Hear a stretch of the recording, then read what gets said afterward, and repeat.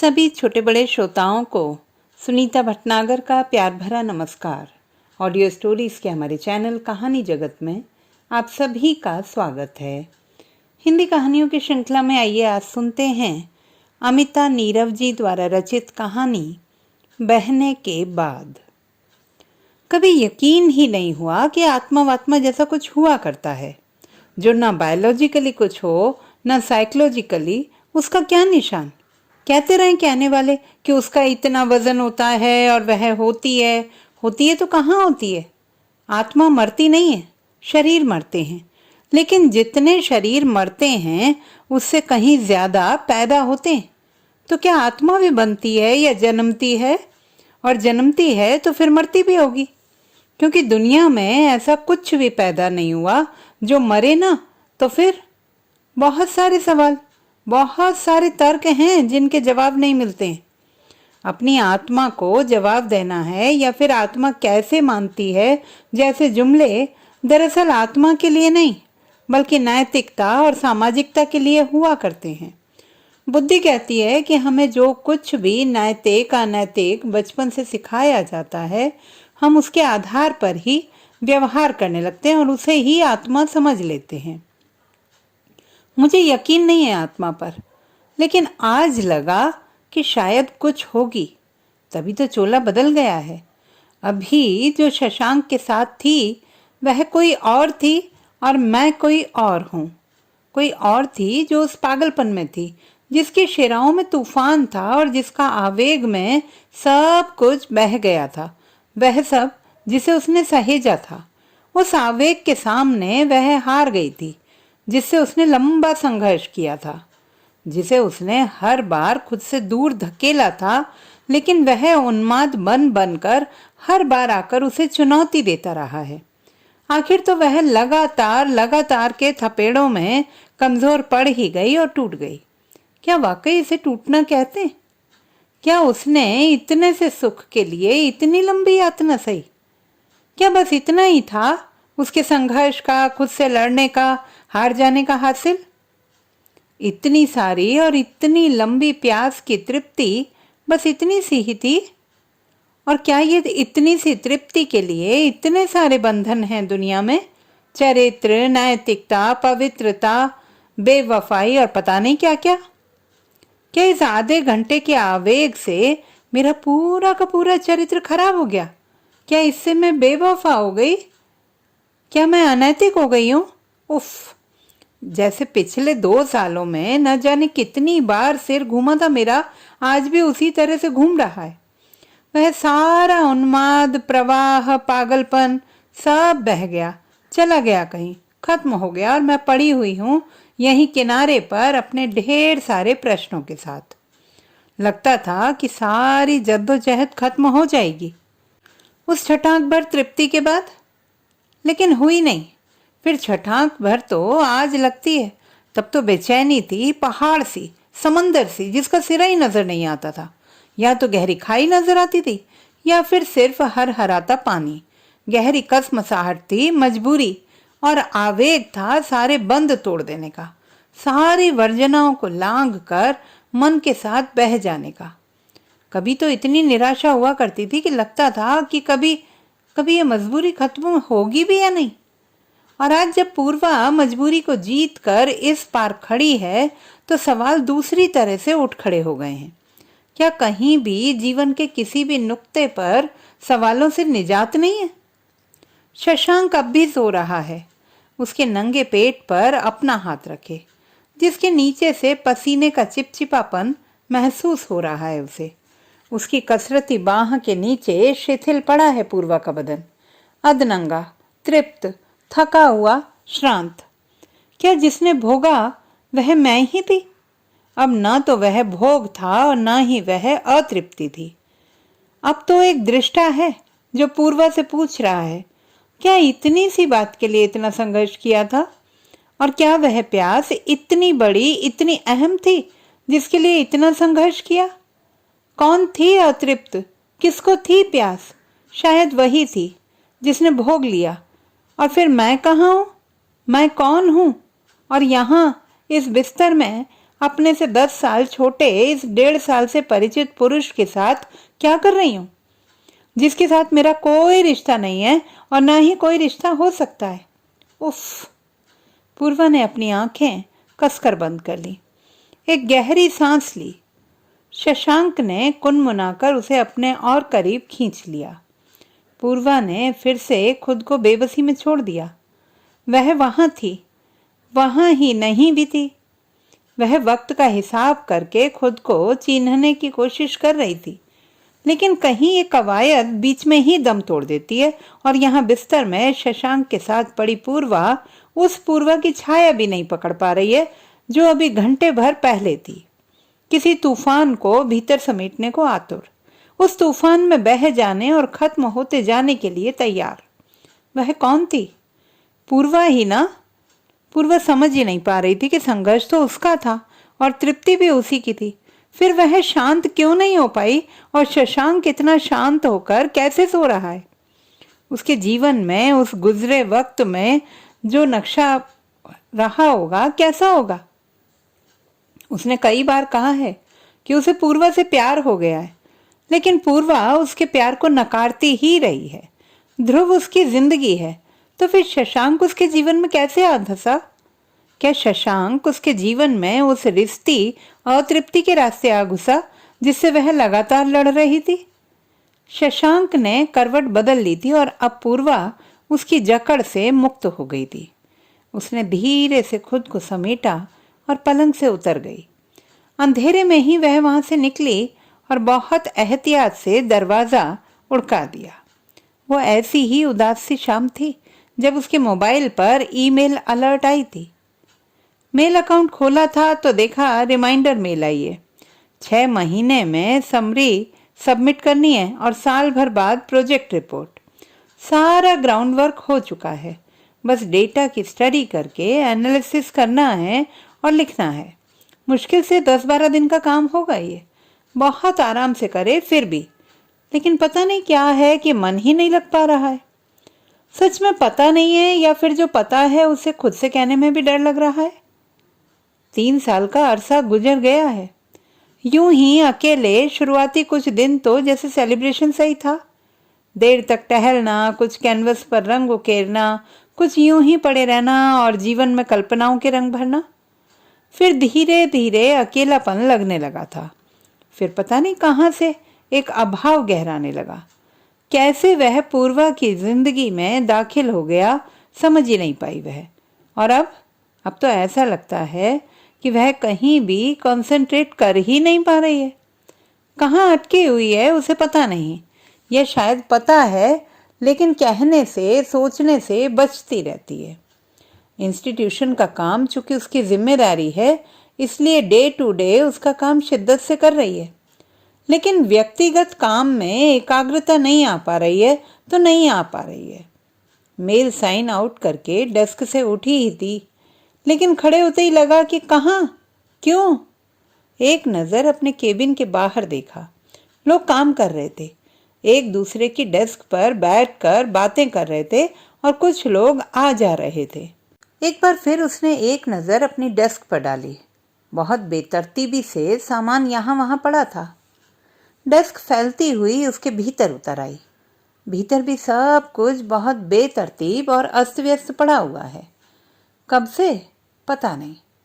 Desk को तरतीब देने की इच्छा तो हुई ही नहीं और भीतर को तरतीब दी ही नहीं जा सकती थी। बहुत कोशिश कर ली। लगभग हर शाम ध्रुव से बातें हुआ करती हैं स्काइप पर, लेकिन क्या हमें जीवन में इतना ही चाहिए होता है? क्या साथ का एहसास, एक परछाई, एक भ्रम? सीट पर बैठते हुए माउस पर हाथ रख दिया। आखिर तो अपनी उलझन और बेचैनी को तरतीब नहीं दिया जा सके तो क्या, उससे अलग तो होना पड़ेगा ना। माउस पर हाथ रखते ही गोवा बीच का वॉलपेपर उभर आया। मन न जाने किन दिशाओं में भटकता है। अभी अपनी बेचैनी को सहला रहा था, अभी ये विचार आने लगा है कि अब आज के लिए क्या क्या बचा हुआ है। तभी लैंडलाइन फोन बजा। सुगंधा थी। पूर्वा मैम, कोई शशांक मिश्रा आपसे मिलना चाहते हैं, केबिन में भेज दूं? नाम तो सुना हुआ लगा उसे। लेकिन याद नहीं आया कहाँ और किससे। 1 मिनट में उसने जितना हो सके अपनी स्मृतियों को खंगालने का प्रयास किया, लेकिन याद नहीं आया। याद करने की कोशिश के बीच ही उसने सुगंधा को कह दिया, हाँ भेज दो। उसके केबिन में आने के बीच के वक्फे में इस बात पर विचार चलता रहा कि कॉफ़ी ले आनी चाहिए या फिर ये कौन शशांक वशांक है उससे मिलने के बाद। फिर एकाएक ये विचार भी आया कि क्यों ना उसके साथ, आखिर कटसी तो बनती ही है ना। तभी एक 25-27 के बीच की उम्र का गोरा लंबा युवक केबिन में आने की इजाज़त चाहता दिखा। किसी धुन में थी पूर्वा। कुछ बुदबुदाया जिसे उसने आने की सहमति समझ ली। वह कमिन सुनने के भ्रम में अंदर आ गया। पूर्वा अपनी मस्ती में लौट आई थी और उसे शरारत सूझी। वह खड़ी हो गई और गुस्से में उसने उस युवक को देखा। मैंने अंदर आने के लिए कहा क्या? वो एकाएक इस प्रश्न के लिए तैयार ही नहीं था। बुरी तरह से हड़बड़ा गया और सॉरी सॉरी कहता हुआ लौट कर बाहर जाने लगा। पूर्वा को जैसे हंसी का दौरा ही पड़ गया। वह लड़का शशांक पूर्वा को एक टक देखने लगा तो उसने खुद को नियंत्रित करते हुए इशारे से उसे अंदर आने और कुर्सी पर बैठने का संकेत दिया। उसने हंसना बंद किया, लेकिन शशांक अब भी हकबकाया सा उसकी ओर देख रहा था। हंसते हंसते पूर्वा की आंखों में आंसू आ गए। थोड़ा वक्त लगा संयत होने में। इस अरसे में शशांक ने पूर्वा के केबिन का मुआयना कर लिया। संयत होने के क्रम में उसने अपना सिर कुर्सी की पुष्ट से टिका दिया। चेहरे पर वैसी ही नमी और सॉफ्टनेस देकर शशांक रिलैक्स हो गया। I am Shashank Mishra. मुझे प्रद्युम्न सर ने आपके पास भेजा है। बुद्धिस्ट स्कल्पचर पर काम कर रहा हूँ। उन्होंने बताया कि आप बेहतर मदद कर पाएंगी। फिर उसने धीरे से कहा, शायद आप इस पर कोई किताब भी लिख रही हैं। I know you are busy. तो जब आपके पास समय होगा, दिन में, रात में, दफ्तर, लाइब्रेरी या घर, जहाँ भी आप चाहेंगी वहीं आ जाऊँगा। मुझे मालूम है ये लंबा मैटर है, लेकिन I hope you will help me out. उसने बड़े विनीत होकर पूर्वा से कहा। No problem. अब देखिए, दिन भर तो मैं यहीं रहती हूँ, लेकिन यहाँ कभी कभी इतना काम होता है कि सिर उठाने की भी फुर्सत नहीं मिलती। देखते हैं, थोड़ा यहाँ, थोड़ा घर पर, थोड़ा लाइब्रेरी में, जहाँ जैसे वक्त मिले मैं आपकी मदद करती रहूँगी। कॉफ़ी लेंगे? आखिर पूर्वा ने शशांक से पूछ ही लिया। अब तलब उसे भी लगने लगी थी। उसने असमंजस में पूर्वा की तरफ देखा, फिर बहुत संकोच में हाँ में सिर हिला दिया। Good, I am coming in few minutes.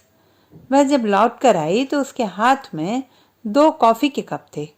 वो क्या है ना कि इंस्टीट्यूट में जब से मशीनें लगी हैं, आपको सेल्फ सर्विस ही करनी होती है। जब तकनीक काम करने लगे तो समझो इंसान के भी हाथ पैर हिलाने के दिन लौट आए हैं। असल में कोई भी तकनीक इंसान का मुकाबला नहीं कर सकती, कितना भी परफेक्ट काम हो, लेकिन ह्यूमन टच जो है ना, उसका कोई तोड़ ही नहीं है। यू नो, विवेक और सौंदर्य को समझ पाने की दृष्टि इंसान की टेक्नोलॉजी पर जीत है। तुरंत उसे लगा कि चाहे बात उसने बहुत असंबद्ध कही है, लेकिन बात में दम है। खुद ही मुग्ध हो गई। शशांक ने उसकी बात का मर्म समझने के लिए उसके चेहरे की तरफ देखा।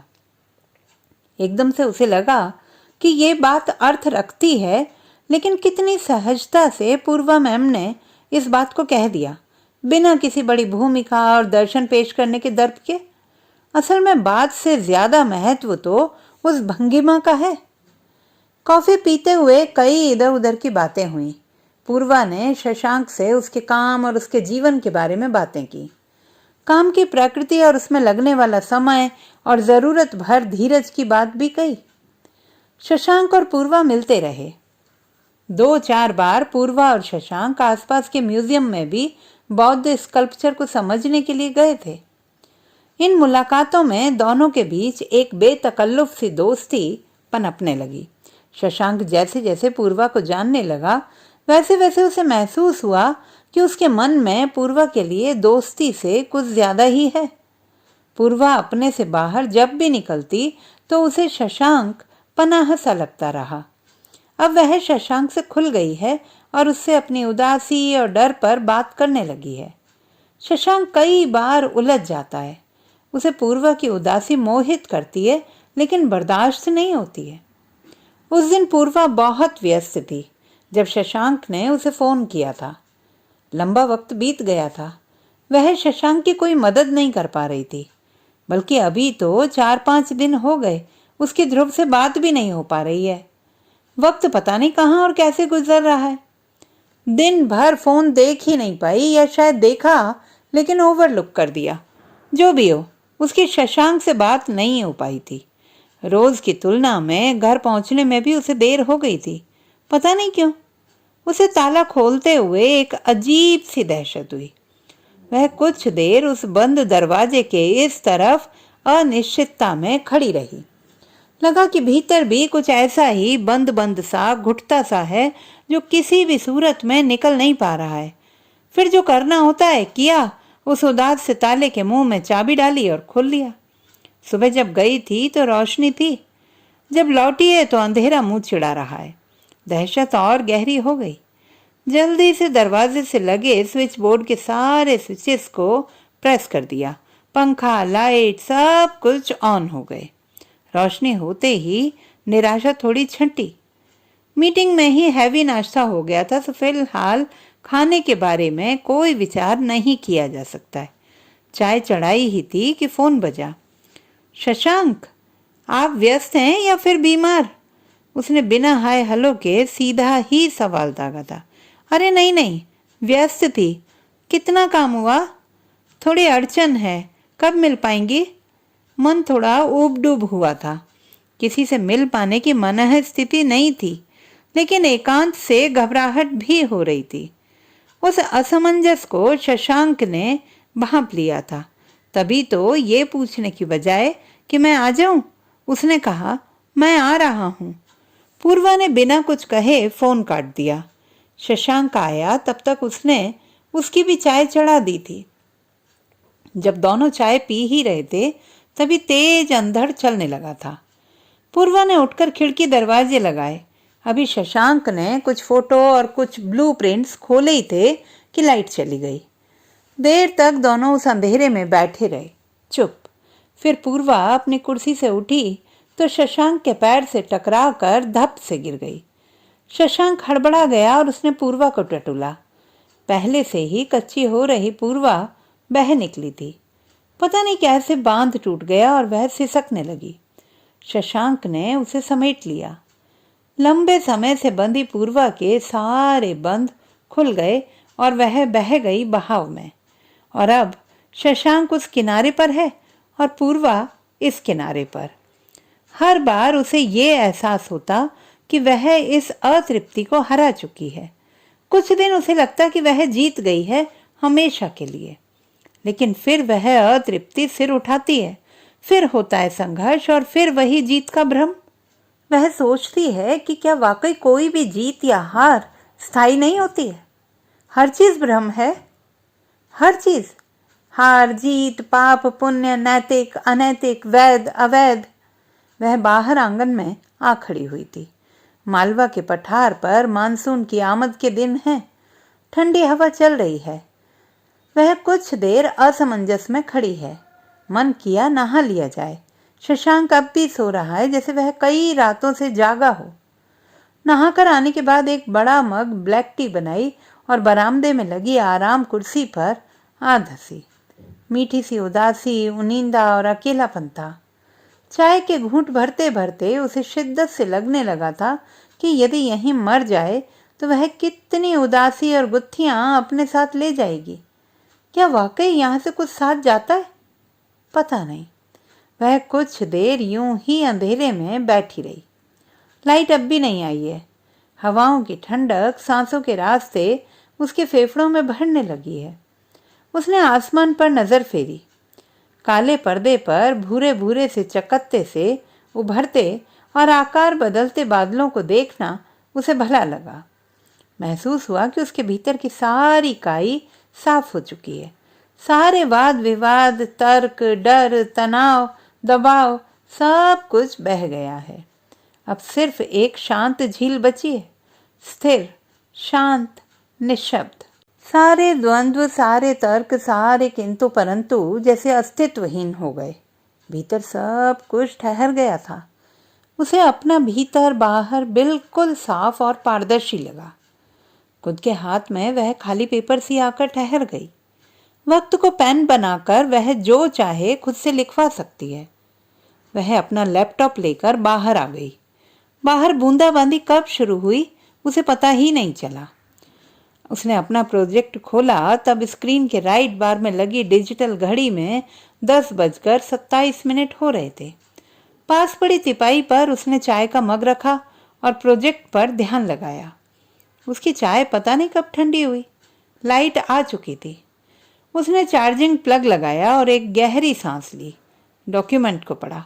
अरे, सिर्फ कंक्लूजन ही बचा हुआ है। कितने दिनों से अटका था काम। संदेह हुआ करता था कि कभी पूरा होगा भी या नहीं, और अब किनारे पर आ लगा है जैसे। घड़ी देखी तो रात के 3 बज रहे थे। पता नहीं शशांक की नींद कैसे खुली। उसने पीछे से आकर उसके बालों को चूमा। पूर्वा ने कंधे पर पड़े उसके हाथों को थपका। शशांक ने पूछा, सोई नहीं? बारिश तेज हो गई थी। लगता है मानसून आ गया है। पूर्वा ने मुस्कुराते हुए शशांक का हाथ चूम लिया। तो दोस्तों, ये थी हमारी आज की कहानी। आपको कैसी लगी कमेंट बॉक्स में लिखना ना भूलें। चैनल को सब्सक्राइब करें, लाइक करें और मित्रों के साथ शेयर करें।